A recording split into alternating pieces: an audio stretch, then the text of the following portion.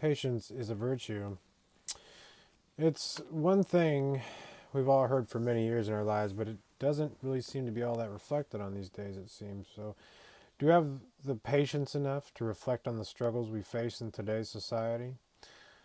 You can almost feel a peaceful energy when you practice love in the proper way. Having the ability to demonstrate civility is good, but it only tames our natural drives. Demonstrating love is by far a greater habit than civility. If if you practice it just right, it's beneficial for our mental health. It's calming and soothing, and it helps you understand many, many truths about the world. However, if not practiced properly, very real negative energy can fall on you when you least expect it. I'd like to give a few examples of some ways patience can be used for a better purpose. Of course, being patient does give us a much better public image, but our goal shouldn't be that. Our goal should be not only to look good, but to be good for ourselves. Look at it this way: a monk moves the way he moves uh, in a patient manner. The way he walks seems to be patient. His meditation is in a patient manner. The way they eat, the way they speak, it's all slower and more patient. It would seem as though they apply patience in every aspect of their lives, and there must be a reason for this conduct. They seem to be at peace, and of course, their religious practices encourage them to be patient. But why is this? Well, think of the many lessons you could learn if you slow down and really focus on everything around you and reflect on it with patience. Like a carpenter. We've come a long way with our technology. In order to speed up the production in our lives, we end up with rewards. It comes faster to us. But because of the high demand of speed, we have no time for patience these days. Switch to hand tools to see how this affects your life. There are many benefits that come with the use of hand tools. They don't require power.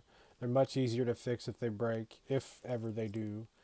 You don't have to carry them around in giant boxes. You can save a lot of weight.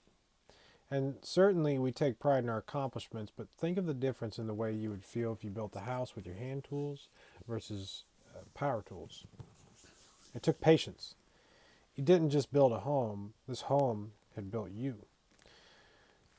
Your new hammer feels different from the original, but you must try, and over time the grasp will feel more natural, the feel will be more comfortable. You'll become more accurate with it.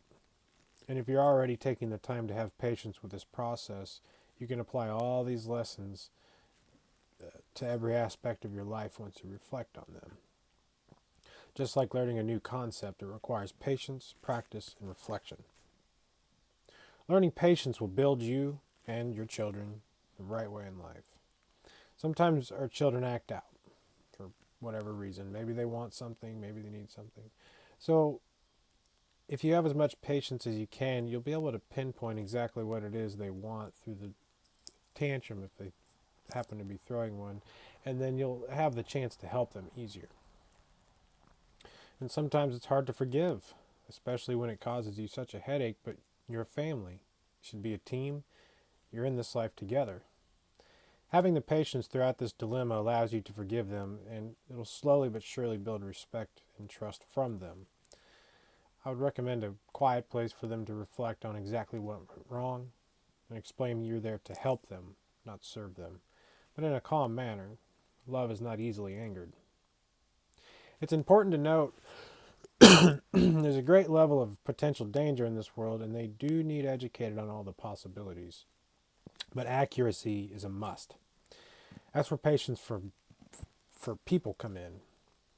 Most people don't practice real love from the heart. They sort of do as they please, and you gotta wonder where that comes from.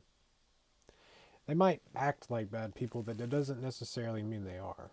You must have the patience to reflect on all the possibilities of all the things these people may have went through in their lives, and expect there may have been some terrible experiences at some point or another, and this will naturally create a terrible attitude. So it'd be fair to say these people just don't know how to love properly, and it's not their fault. They've never been taught.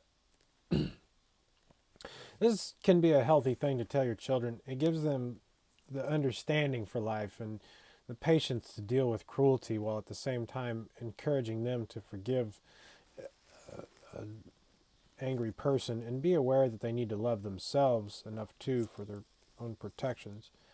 And this is quite a dangerous world we live in these days, and it's no secret to any of us that there's some bad eggs wandering around out there.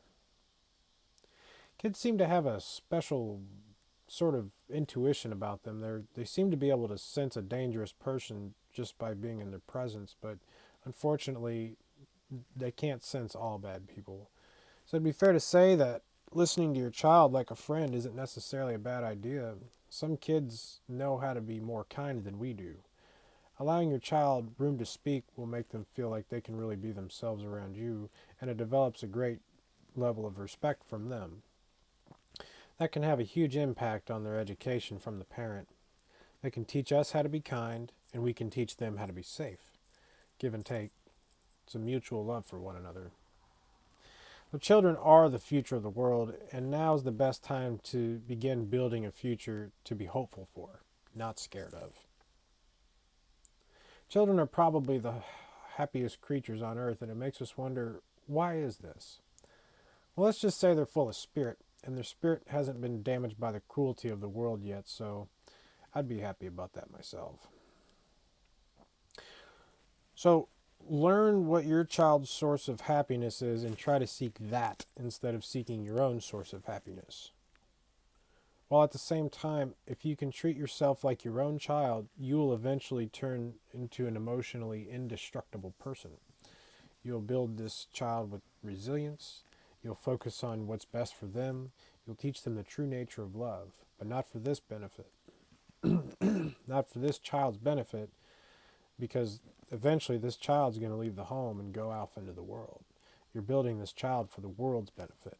You are your own child. You are the world's hero. There's a phrase people like to say these days to keep from feeling like they're being judged.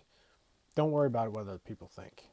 Well, to some degree that's true, but I think what we should really say is don't worry about people's harsh words or how they say it. Rather, have the patience enough to see through your pain and try to see what message they're really getting at.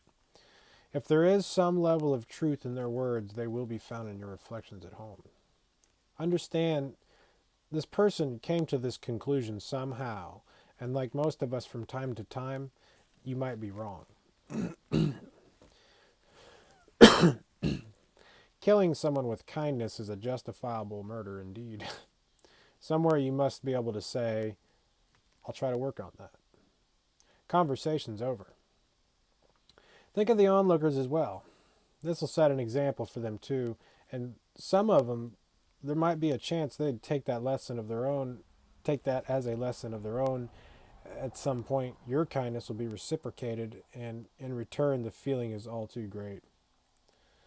This will start a new butterfly effect in society. One person kindness will eventually be the kindness of the world.